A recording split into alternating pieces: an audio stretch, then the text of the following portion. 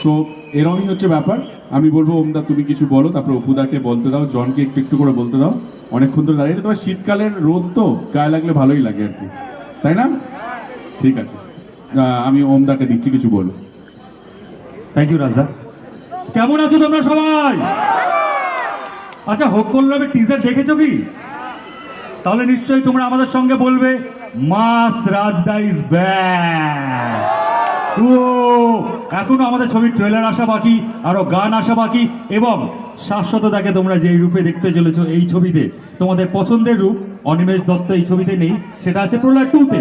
এই ছবিতে কি আছে সেই ডায়লগ অপুদায় নিজের মুখেই দেবেন।